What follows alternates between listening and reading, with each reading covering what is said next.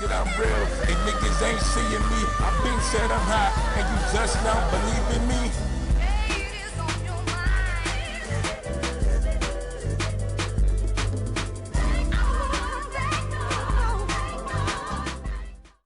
Alright, let's talk about the whole Kell Brook, Shawn Porter, IBF welterweight title fight that happened over the last weekend. You know, Saturday, yesterday, my nigga. You know, Swag Science in the building.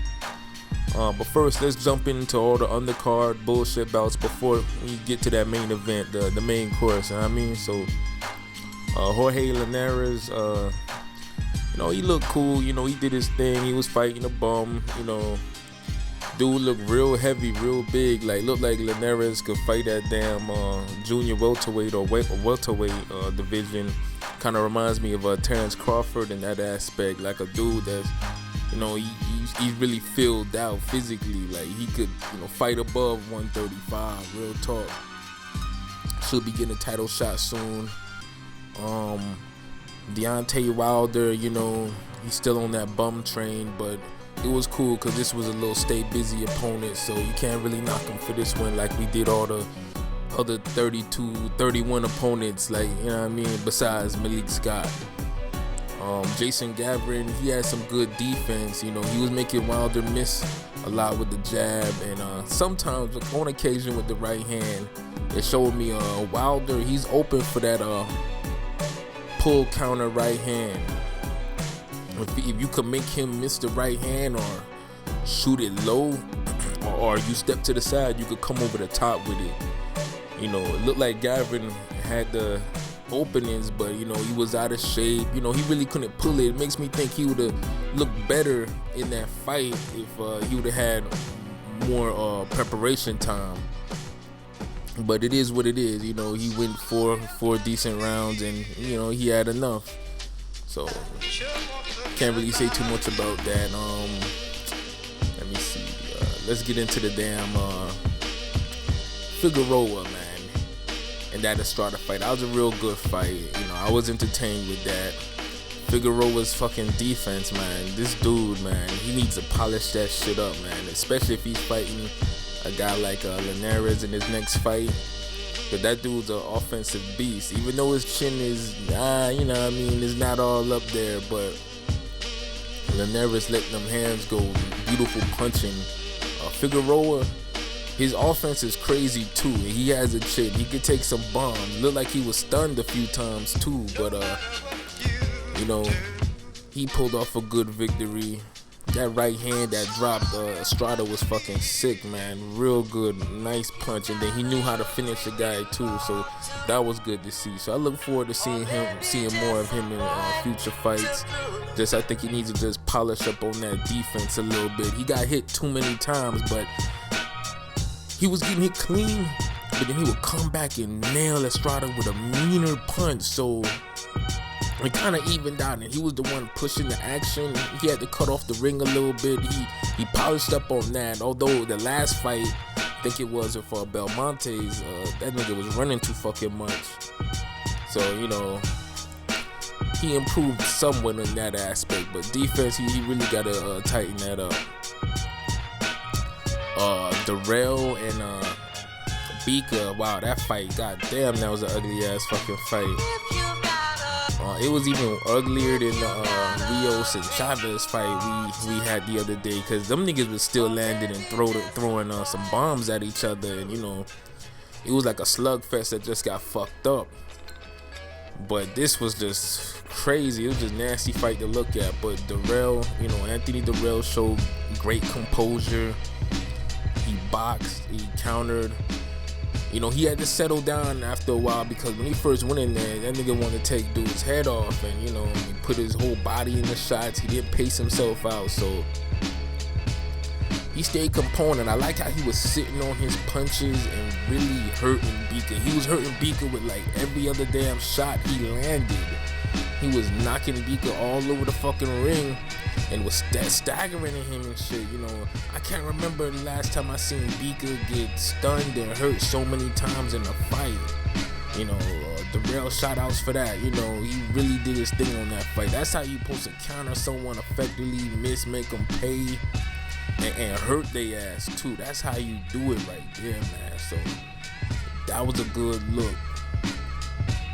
I don't know who he's gonna be fighting next, but I'm glad he got rid of Bika, and Bika, much respect to him, because he gave the dude a rematch, and the last fight was close, and I felt that was really a draw type of fight, and Darrell left no doubts in this rematch, so that was good. The fight was still dirty, and every fucking thing in a damn UFC MMA match, damn tackles, headbutts, elbows, hitting on the brake, like these niggas was just wilding. I was like, oh my goodness, I want to throw the beer at the TV and shit, man.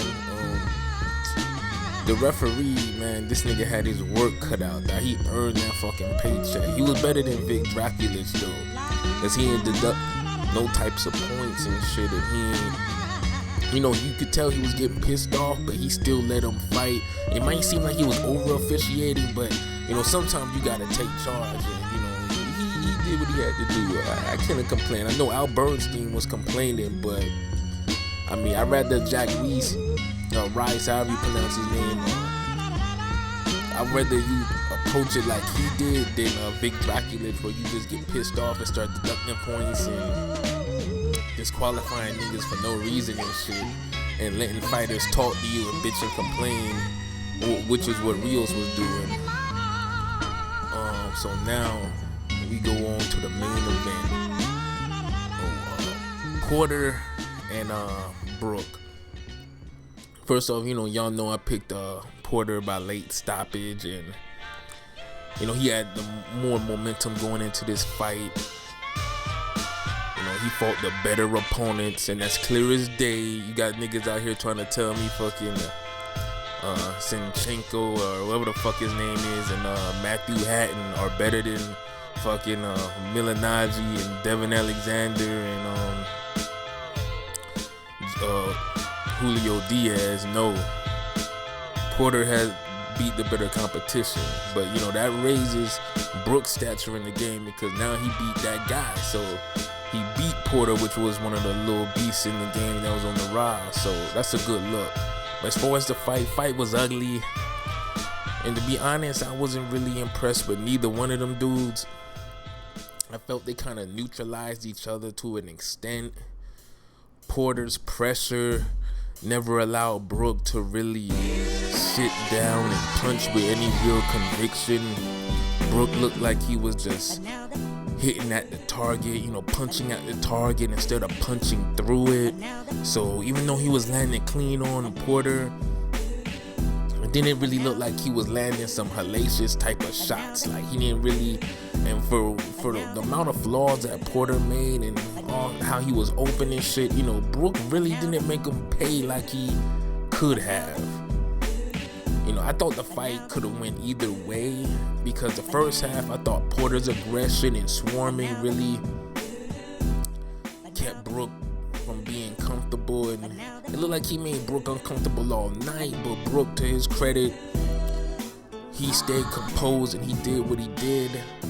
I felt he was a little too composed, because he still got bullied too fucking much for my taste.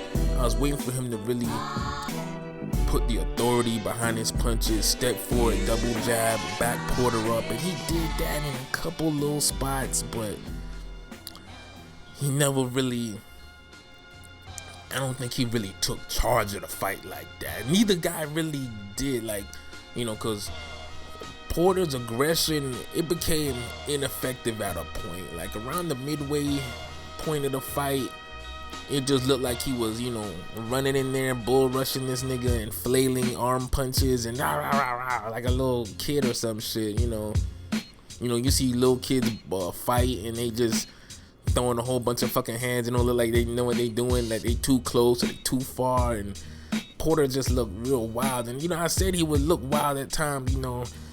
Earlier he was coming in more educated. He was doubling the jab and he looked good at that moment, but looked like he kind of got tired, or because he was moving a lot, and people don't understand when you got that style where you swarming, dude. You gotta have great stamina to do that shit, because it asks a lot from your body. You know, it's a real demanding type of style, that physical fucking style. And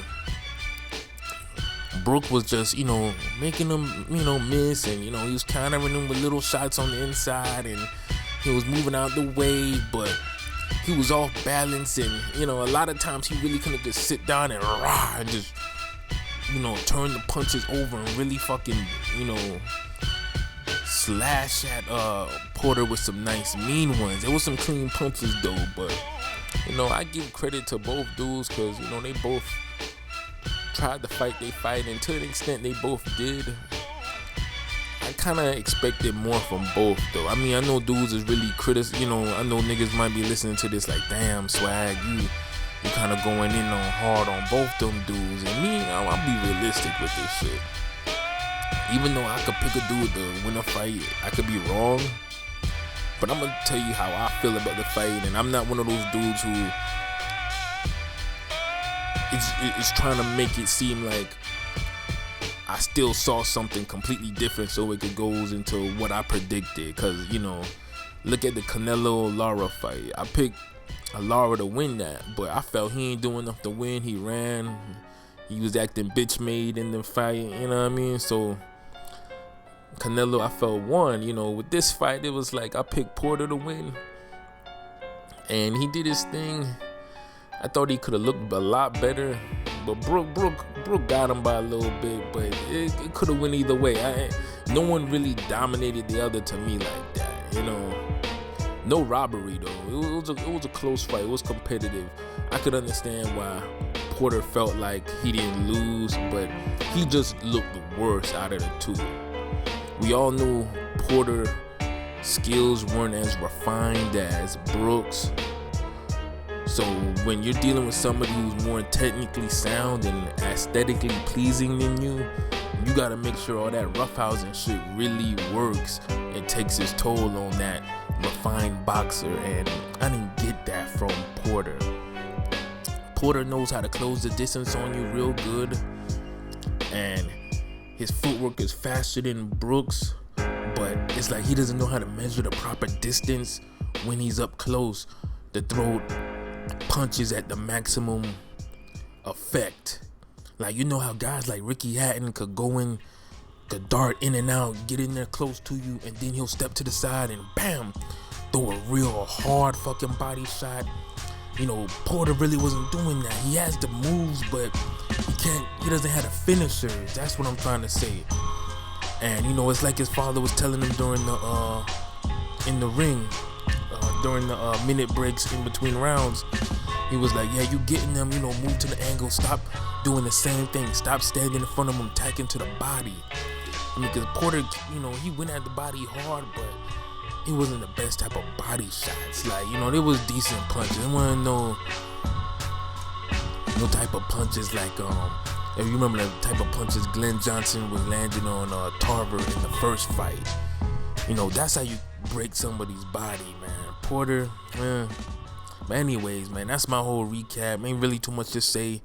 I think Keith Thurman beats the shit out of both them dudes. But, you know, that remains to be seen. Swag Science, hoodallstars.com. 1.